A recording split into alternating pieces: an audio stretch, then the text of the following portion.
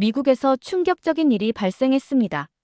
세계 최고 하버드 대학의 교수가 프린스턴 국제포럼에서 한 발언이 학계를 뒤흔들었습니다. 한국은 중력의 법칙을 거스른 문명입니다.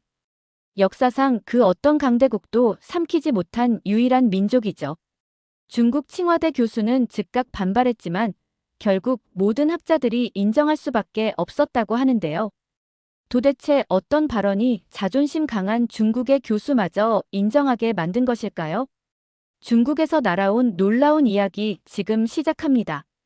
그 전에 구독과 좋아요 눌러주시면 영상을 제작하는 데 있어 큰 힘이 됩니다. 저는 로버트 파커입니다. 하버드 대학교 동아시아학 교수로 재직 중이죠. 제가 오늘 들려드릴 이야기는 지난달 프린스턴 대학교에서 열린 국제포럼에서 있었던 일입니다. 그날은 동아시아 문명의 연속성과 단절이라는 주제였습니다. 평소라면 학술적인 논의가 조용히 이어지는 자리였겠지만 그날은 달랐어요. 제가 60대 중반의 나이에도 불구하고 연단에 올랐을 때부터 분위기가 심상치 않았습니다. 평생을 동아시아 역사와 문화 연구에 바친 저로서는 이번 발표가 제 학문적 여정의 정점이라 할 수 있었죠. 저는 한국의 독자적 생존 메커니즘에 대한 발표를 시작했습니다. 한국은 중력의 법칙을 거스른 문명입니다. 지리적으로나 역사적으로 중국이라는 거대한 중력장 안에 있었지만 그 흡인력을 이겨낸 유일한 민족이죠. 제 2000마디의 순간 정적이 흘렀습니다. 동료 학자들의 눈빛에서 호기심과 의구심이 교차하는 것을 느낄 수 있었어요. 그런데 갑자기 앞줄에 앉아있던 왕리 교수가 벌떡 일어났습니다. 중국 칭화대학의 역사학 교수인 왕리는 40대 중반의 패기 넘치는 학자로 중화권 중심의 역사관으로 유명한 인물이었죠. 파커 교수님, 존경은 하지만 사실관계를 바로 잡아야겠습니다. 한국은 역사적으로 중화 문명권의 변방이었고 문화적으로나 정치적으로나 중국의 영향 아래 있었습니다. 중국을 중심으로 한 동아시아 질서 속에서 조공국이었던 것이 역사적 사실 아닙니까? 왕리 교수의 도전적인 질문에 강당은 긴장감으로 가득 찼습니다. 많은 서구학자들도 고개를 끄덕이는 것이 보였어요. 사실 그들도 한국보다는 중국이나 일본에 대해 더 많이 알고 있었으니까요. 저는 미소를 지으며 천천히 대답했습니다. 왕리 교수, 좋은 지적입니다. 형식적으로는 조공 관계였죠. 하지만 제가 말하는 것은 문화적 정체성과 민족적 연속성입니다. 동남아시아의 여러 국가들, 중앙아시아의 많은 민족들, 심지어 만주족조차 결국 중화 문명에 흡수되거나 문화적 정체성을 크게 잃었습니다. 그런데 한국은 그렇지 않았죠. 한글을 만들고 고유한 문화를 발전시켰습니다. 이것이 제가 중력의 법칙을 거스른 문명이라고 표현한 이유입니다. 2000년이 넘는 시간 동안 중국이라는 초강대국 옆에서 또 일본의 침략 속에서도 한국이 자신만의 언어, 문화, 정체성을 유지했다는 것은 세계사적으로 매우 특이한 현상입니다. 이것이 제가 연구한 한국의 생존 DNA입니다. 왕리 교수는 여전히 불만족스러운 표정이었지만 더 이상 즉각적인 반박은 하지 않았습니다. 그리고 이때 예상치 못한 인물이 논의에 가세했어요. 미 육군사관학교 웨스트포인트의 군사전략연구원인 브라이언 마티스 대령이었습니다. 파커 교수님 말씀에 전적으로 동의합니다. 군사전략적 관점에서도 한반도는 매우 특이한 사례입니다. 강대국들 사이에서 자신만의 전략으로 생존한 드문 사례죠. 마티스 대령의 지지 발언에 강당 분위기가 미묘하게 변했습니다. 처음에는 제 주장이 다소 과장되었다고 생각했던 학자들도 이제는 호기심 어린 눈빛으로 귀를 기울였어요. 저는 그 순간 30년간의 한국 연구가 마침내 인정받는 듯한 감흥을 느꼈습니다. 왕리 교수와 제 사이의 학문적 대결은 이제 막 시작되고 있었습니다. 저는 이어서 한반도의 지형적 특성에 대해 설명하기 시작했습니다. 한국은 삼면이 바다로 둘러싸인 반도 국가이며 북쪽으로는 대륙과 연결되어 있습니다. 이런 지리적 위치는 축복이자 저주였죠. 중국, 몽골, 만주에서 시작된 침략이 수백 년간 계속되었습니다. 그런데 한국인들은 이런 상황을 역으로 이용하는 놀라운 전략을 개발했어요. 저는 고구려의 안시성 전투 자료를 보여주었습니다. 당시 중국 당나라 태종이 20만 대군을 이끌고 침략했지만 안시성은 끝내 함락되지 않았죠. 안시성 전투는 세계 군사사에서 매우 중요한 의미를 가집니다. 인구와 군사력에서 절대적 열세였던 고구려가 초강대국 당나라를 막아낸 거죠. 이것이 가능했던 이유는 무엇일까요? 바로 산성 전략입니다. 스크린에는 한국의 다양한 산성들이 나타났습니다. 남한산성, 행주산성, 북한산성 등 산악지형을 활용한 요새들이었죠. 한국인들은 포위되는 것을 두려워하지 않았습니다. 오히려 포위되는 상황을 예상하고 준비했죠. 산성이라는 개념은 단순한 성이 아니라 주민들이 함께 대피하고 저항할 수 있는 공동체 방어 시스템이었습니다. 이 부분에서 왕리 교수가 다시 손을 들었습니다. 파커 교수님, 중국에도 만리장성을 비롯한 수많은 방어 시설이 있었습니다. 이것이 한국만의 특징이라고 할 수는 없지 않을까요? 저는 침착하게 답변했습니다. 좋은 지적입니다. 그러나 결정적인 차이가 있어요. 만리장성은 황제가 백성들을 보호하기 위해 건설한 구조물입니다. 반면 한국의 산성은 백성들이 스스로를 지키기 위한 공동체 방어 시스템이었죠. 이것이 바로 생존 DNA의 핵심입니다. 마티스 대령이 다시 한번 대화에 참여했습니다. 저는 군사 전략가로서 한국의 산성 시스템을 연구했습니다. 가장 놀라운 점은 기록상으로 들어오는 건 자유, 나가는 건 없다라는 전략이었습니다. 적군을 성 안으로 유인한 뒤 퇴로를 차단하는 방식이죠. 이는 서양의 성곽 방어와는 완전히 다른 개념입니다. 마티스 대령의 설명에 참석자들은 깊은 인상을 받은 듯 했습니다. 저는 이어서 임진왜란 당시 행주산성 전투에 대해 설명했어요. 행주산성 전투에서는 일반 백성들, 심지어 여성들까지 전투에 참여했습니다. 이순신 장군의 해전이 유명하지만 사실 육지에서도 놀라운 방어 전략이 펼쳐졌죠. 이것은 생존을 위한 온 국민의 총력전이었습니다. 저는 앞줄에 앉은 영국 옥스퍼드 대학의 역사학자가 노트에 열심히 필기하는 모습을 보았습니다. 그런데 이때 뜻밖의 질문이 나왔어요. 일본 도쿄대학의 사토 교수였습니다. 파커 교수님, 그렇다면 왜 한국은 결국 일본의 식민 지배를 당했던 것인가요? 그 생존 메커니즘이 실패한 것 아닙니까? 긴장된 순간이었습니다. 그러나 제 대답은 명쾌했어요. 좋은 질문입니다. 산성 전략은 전근대 시대의 생존법이었습니다. 근대 무기와 제국주의 앞에서는 새로운 전략이 필요했죠.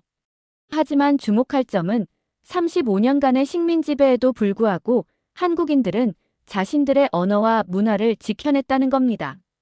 일본은 한국어를 금지하고 한국 문화를 억압했지만 해방 후 한국인들은 즉시 자신들의 정체성을 회복했습니다.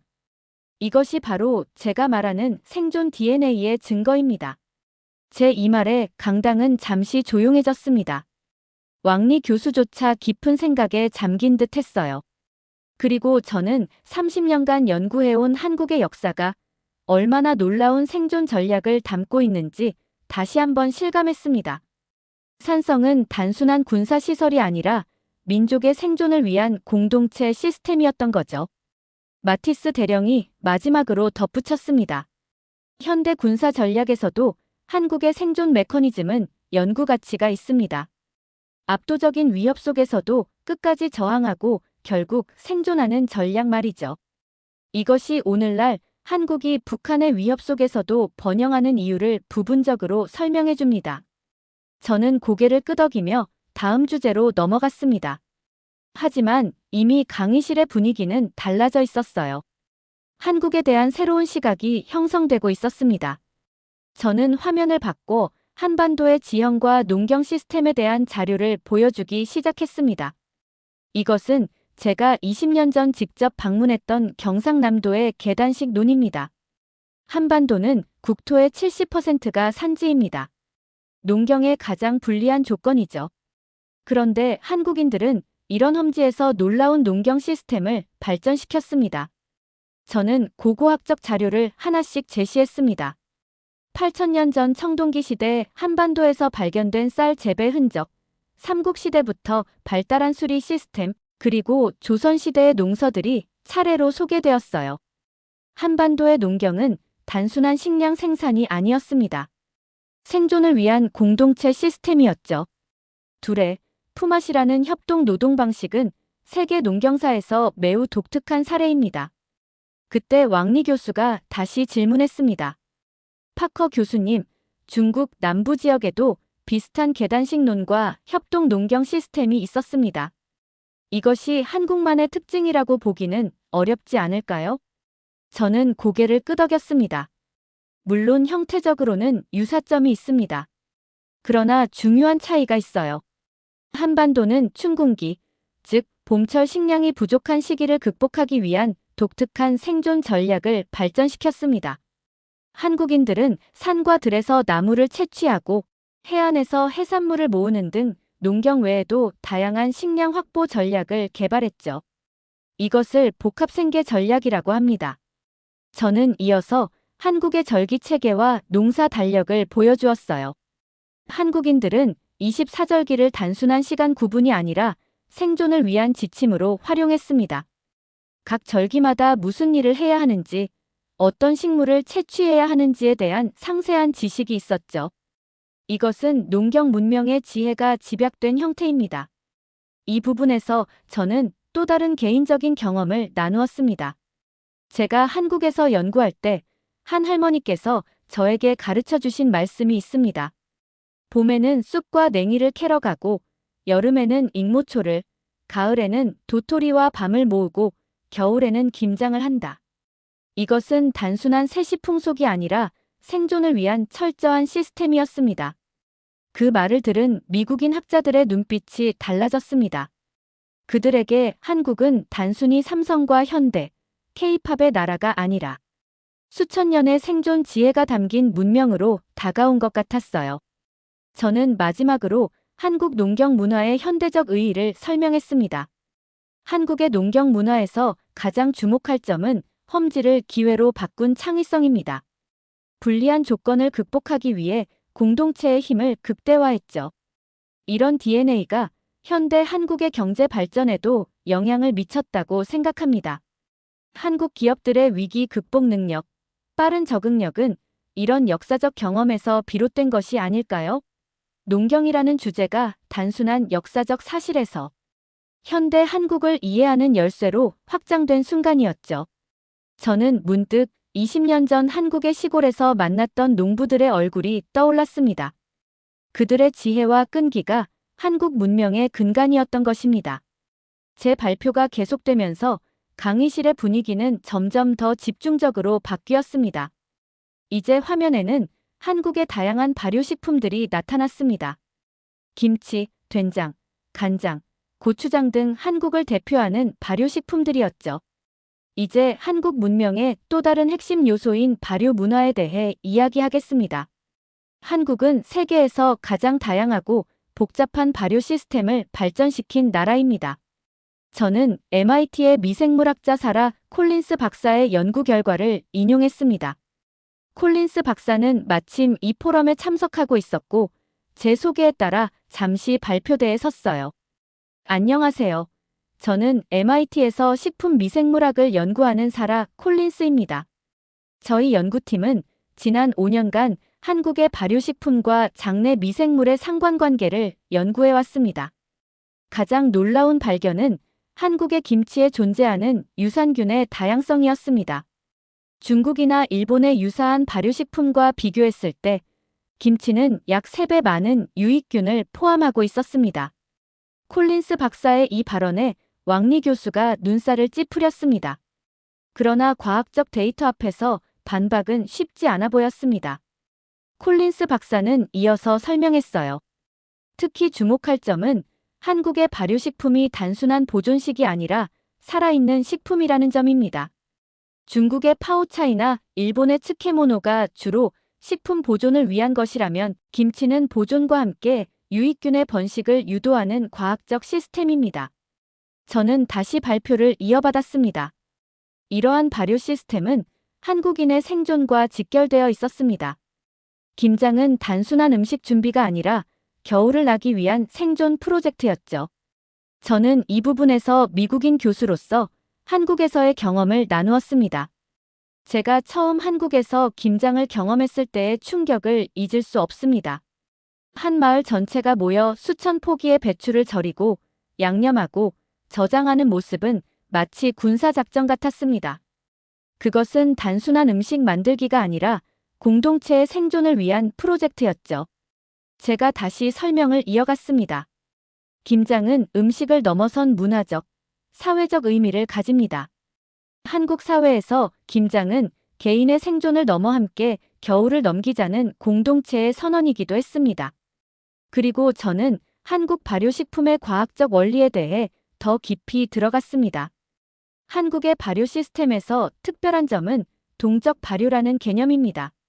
정적인 상태로 보존하는 것이 아니라 시간에 따라 변화하고 발전하는 발효 과정을 설계했죠. 김치가 시간이 지남에 따라 신김치가 되고 또 그것으로 김치찌개를 만드는 순환 시스템은 생태학적으로도 매우 진보된 개념입니다. 이 부분에서 왕리 교수가 다시 손을 들었습니다.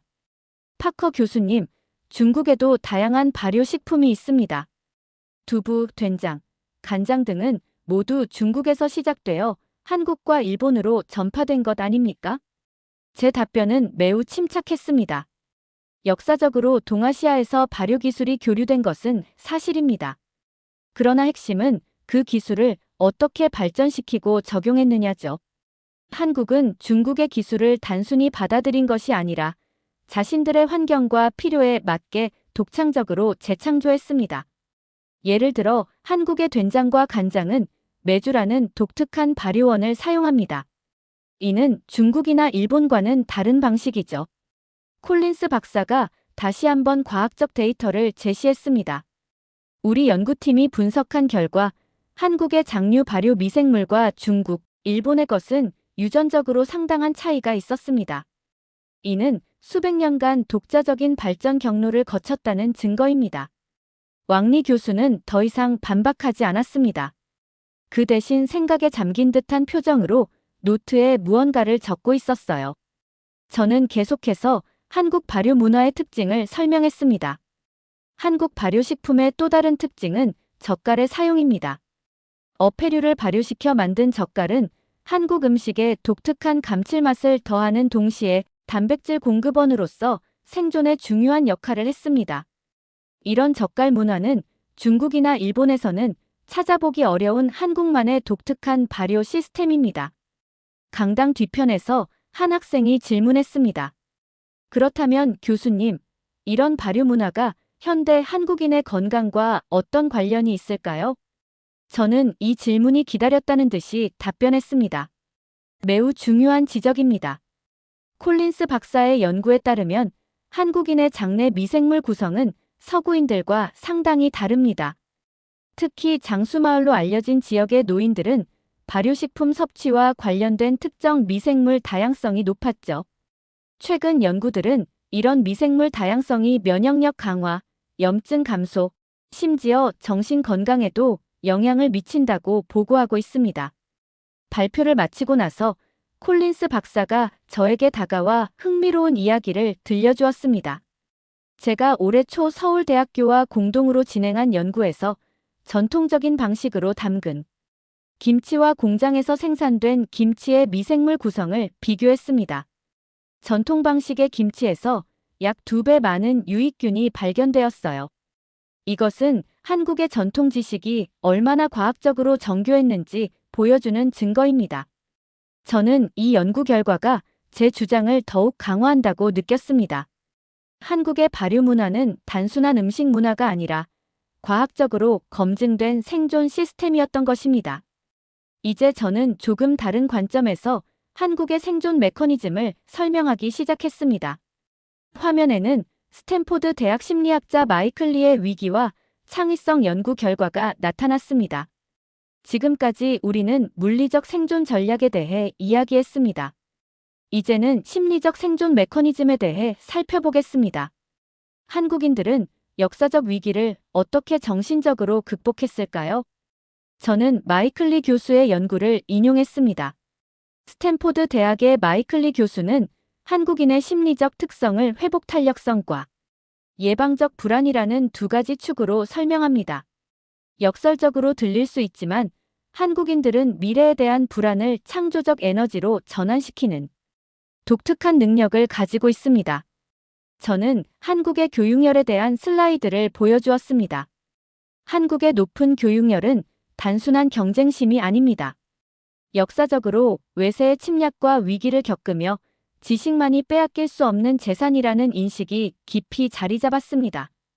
이것은 생존을 위한 심리적 전략이었죠. 그때 강의실 앞쪽에서 한 여성 교수가 질문했습니다. 그렇다면 현대 한국 사회에서 볼 수 있는 높은 스트레스와 경쟁도 이런 역사적 생존 메커니즘의 부작용일까요? 저는 잠시 생각에 잠겼다가 답변했습니다. 매우 통찰력 있는 질문입니다. 모든 생존 전략은 양면성을 가지고 있습니다. 위기를 대비하는 예방적 불안은 생존에 유리했지만 현대 사회에서는 때로 과도한 스트레스로 나타나기도 합니다. 그러나 흥미로운 점은 한국인들이 이러한 스트레스를 창조적으로 승화시키는 경향이 있다는 것입니다. 이 부분에서 저는 제 개인적인 일화를 나누었습니다. 제 손자는 13살인데 얼마 전부터 K-팝 아이돌 그룹의 열렬한 팬이 되었습니다. 처음에는 단순한 10대의 취미라고 생각했는데 어느 날 손자가 한국 아이돌들의 연습 시스템에 대해 이야기하는 것을 듣고 깜짝 놀랐어요. 할아버지, 이 가수들은 하루에 15시간씩 몇 년 동안 연습했대요. 그리고 모든 안무를 완벽하게 맞추려고 서로 밤새 연습한대요. 이것은 제가 연구해온 한국의 생존 DNA가 현대 문화 산업에서도 작동하고 있음을 보여주는 사례였습니다. 강의실에서 몇몇 웃음소리가 들렸지만 그것은 경멸이 아닌 공감의 웃음이었습니다. 저는 계속해서 설명했습니다. 마이클리 교수의 연구에 따르면 한국인들은 고통을 에너지로 전환하는 민족입니다. 한국 전쟁 이후 폐허에서 경제 강국으로 도약한 과정, IMF 외환위기 당시 금 모으기 운동, 그리고 코로나19 위기에서 보여준 신속한 대응 등은 모두 위기를 기회로 전환하는 심리적 메커니즘의 사례입니다. 이 부분에서 왕리 교수가 또다시 손을 들었습니다. 하지만 이번에는 그의 표정이 달랐어요. 조금 더 부드러워 보였습니다. 파커 교수님, 질문이 아니라 의견을 나누고 싶습니다. 중국 역시 많은 역경을 겪었고 그것을 극복해왔습니다. 하지만 한국의 사례는 분명 독특합니다. 특히 근대화 과정에서 보여준 빠른 적응력은 주목할 만합니다. 제가 관심 있는 것은 이런 심리적 특성이 어떻게 형성되었는가 하는 점입니다. 왕리 교수님, 매우 중요한 지적입니다. 저는 이것이 한반도의 지리적 위치와 밀접한 관련이 있다고 봅니다. 대륙과 해양 사이에 위치한 반도 국가로서 끊임없이 주변 강대국들의 영향을 받을 수밖에 없었습니다. 이런 상황에서 생존하려면 민감한 감지 능력과 빠른 적응력이 필수적이었죠. 마치 면역 체계가 지속적인 자극을 받으며 강화되는 것처럼 말입니다. 저는 슬라이드를 넘겨 현대 한국의 빠른 변화 속도를 보여주는 자료를 제시했습니다. 1960년대 한국은 세계 최빈국 중 하나였습니다. 그런데 불과 60년 만에 첨단 기술 강국이 되었습니다. 이러한 변화 속도는 세계사에서 유례를 찾기 어렵습니다.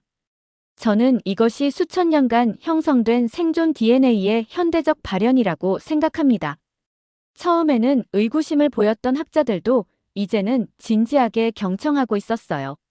저는 마지막으로 한국인의 심리적 특성이 현대 사회에 주는 의미를 설명했습니다. 글로벌 시대에 우리는 빠른 변화에 적응해야 합니다. 기후변화, 기술혁명, 팬데믹 등 다양한 위기에 대응해야 하죠. 이런 맥락에서 한국의 생존 메커니즘은 하나의 모델이 될 수 있습니다. 고통을 에너지로 전환하고 위기를 기회로 바꾸는 심리적 회복 탄력성 말입니다. 이제 저는 한국의 현대사로 초점을 옮겼습니다. 화면에는 1953년 한국전쟁 직후에 폐허가 된 서울 사진과 2023년 현재의 서울 사진이 나란히 표시되었습니다. 그 극명한 대비에 강의실에서 작은 탄성이 흘러나왔습니다. 이 두 사진 사이에는 단 70년의 시간 차이가 있을 뿐입니다. 세계사에서 이런 극적인 변화를 경험한 나라는 매우 드뭅니다. 어떻게 이것이 가능했을까요? 저는 세계은행 출신 경제학자 제임스 모리슨을 소개했습니다. 모리슨은 이 포럼을 위해 특별히 참석한 게스트였습니다. 제임스 모리슨 박사는 1960년대 한국의 경제개발 초기 단계에 세계은행의 자문위원으로 활동했습니다. 당시 한국에 대한 세계은행의 평가가 어땠는지 들어보시죠. 모리슨이 단상에 올라 자료를 보여주었습니다. 사실 말씀드리기 부끄럽지만 1960년대 초 세계은행의 내부 보고서에는 한국은 희망 없는 국가라는 평가가 있었습니다. 천연자원도 없고 산업 기반도 파괴되었으며 북한과의 분단으로 정치적 불안정이 지속될 것이라는 전망이었죠. 그런데 그로부터 불과 20년 후 한국은 동아시아의 기적으로 불리기 시작했습니다. 저는 모리슨의 설명을 보완했습니다. 이 놀라운 복원력의 핵심에는 새마을 운동이 있습니다. 많은 사람들이 새마을 운동을 정부 주도의 위로부터의 개혁으로 알고 있지만 실제로는 마을 공동체의 자발적 참여가 성공의 핵심이었습니다. 저는 1970년대 새마을 운동 당시의 사진들을 보여주었습니다. 마을 사람들이 함께 길을 닦고 지붕을 개량하고 공동 작업장을 짓는 모습들이었죠. 새마을 운동의 슬로건은 근면, 자조, 협동이었습니다. 이것은 단순한 경제 개발 프로그램이 아니라 수천 년 동안 형성된 한국의 공동체 생존 전략의 현대적 적용이었습니다.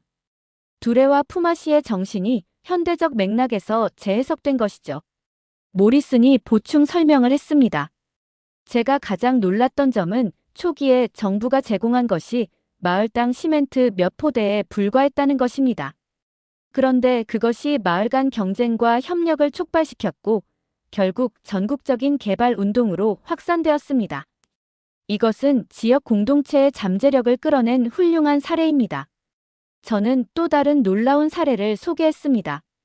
1950년대 한국의 산들은 대부분 민둥산이었습니다. 전쟁과 과도한 벌목으로 숲이 사라진 상태였죠. 그런데 국가 주도의 식목 정책과 시민들의 자발적 참여로 불과 30년 만에 한국은 산림 녹화에 성공했습니다. 저는 식목일 행사 사진을 보여주었습니다. 한국에서 식목일은 단순한 기념일이 아니라 국민 모두가 참여하는 의례였습니다. 우리 모두 함께 미래를 심는다는 공동체 의식의 표현이었죠. 왕리 교수가 다시 질문했습니다.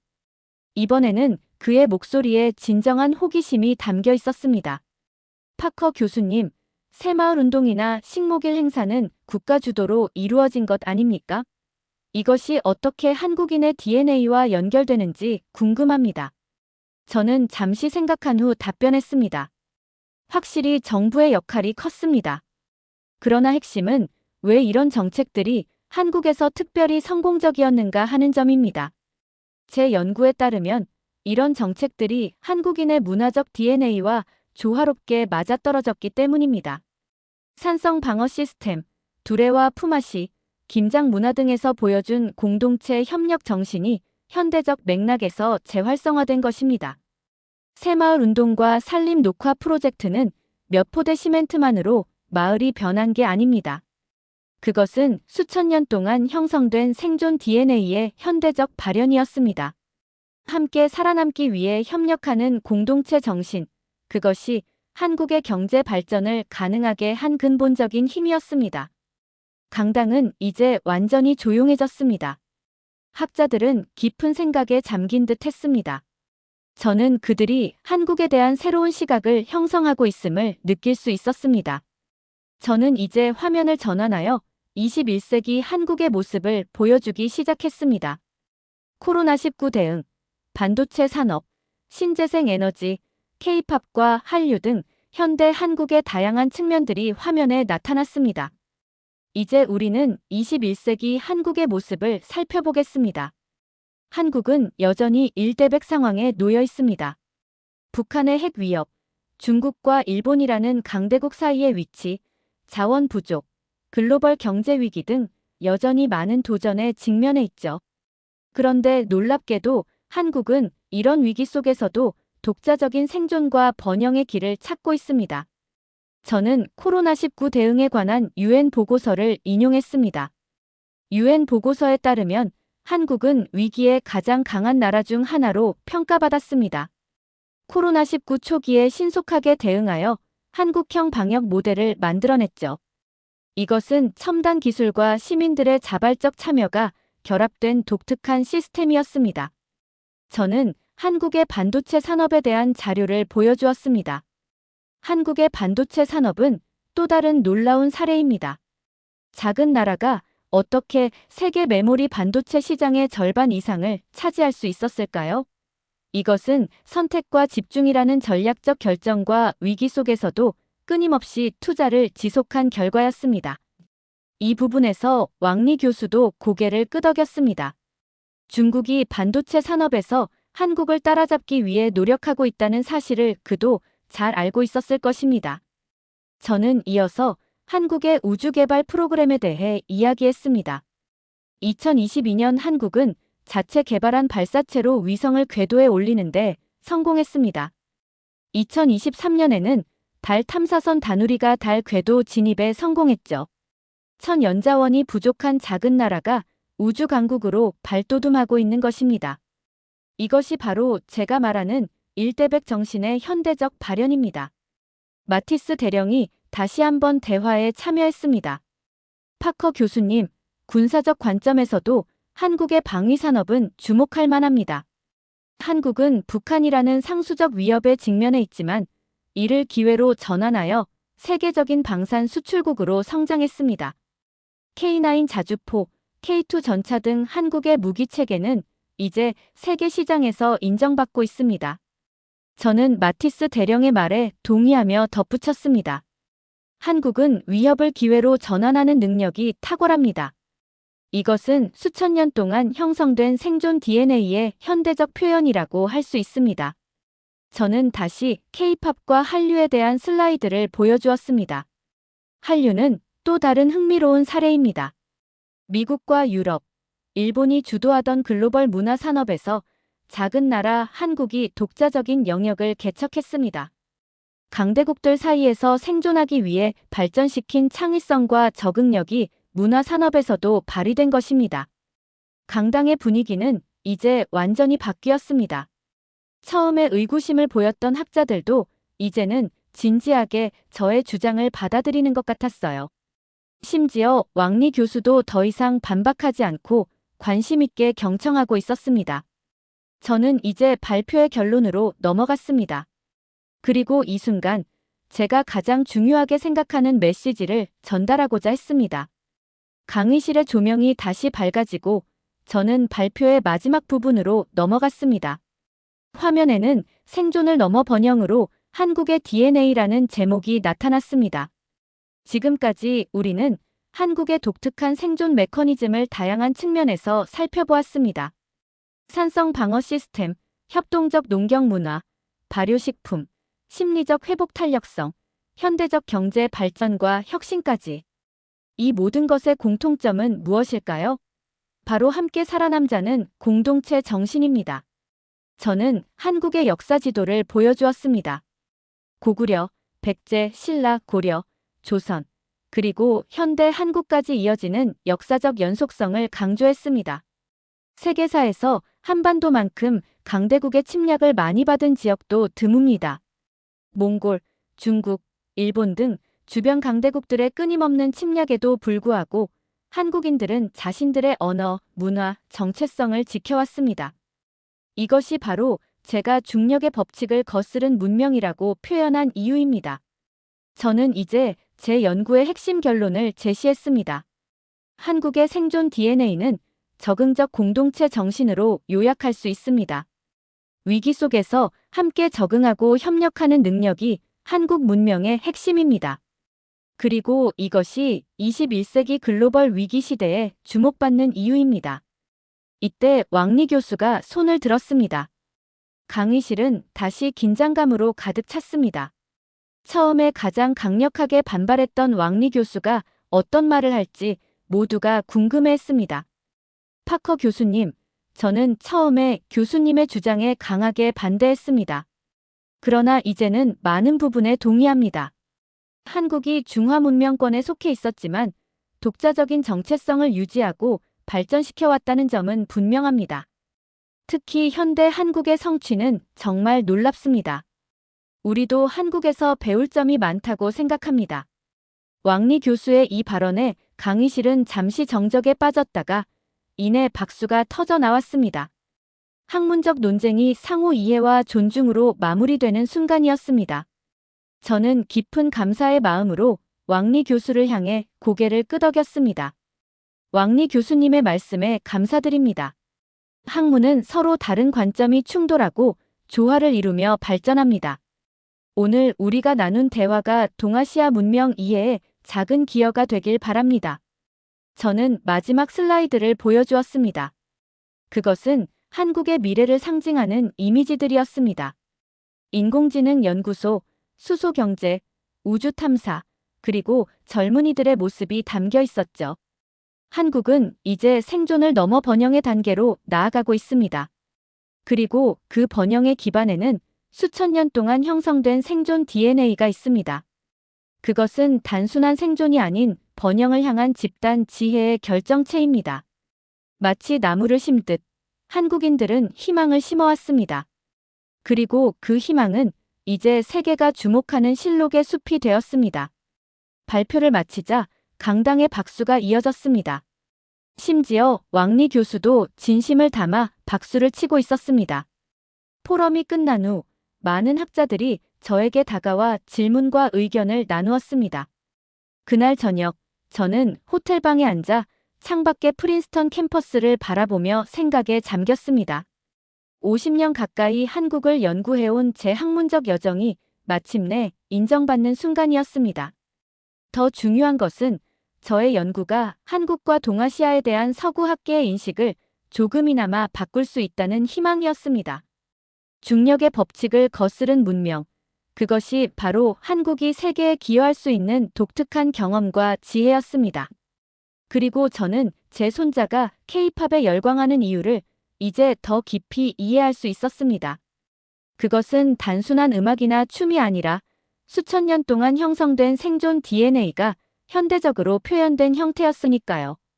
저는 다음 주에 볼 손자에게 오늘의 이야기를 들려주기로 마음먹었습니다. 여러분, 이것이 제가 프린스턴 국제포럼에서 경험한 이야기입니다. 한국의 생존 DNA는 단순한 역사적 사실이 아니라 미래를 위한 영감의 원천이 될 수 있습니다. 위기의 시대에 우리가 서로에게서 배울 수 있는 지혜는 무궁무진합니다. 한국이 중국에 흡수되지 않고 독자적인 정체성을 유지해온 것은 단순한 역사적 우연이 아니라 생존을 위한 집단 지성의 결과였던 것입니다. 오늘의 이야기 어떠셨나요? 여러분의 생각이나 경험을 댓글에 남겨주세요. 이 영상이 마음에 드셨다면 구독과 좋아요 부탁드릴게요. 다음 영상에서 만나요. 감사합니다.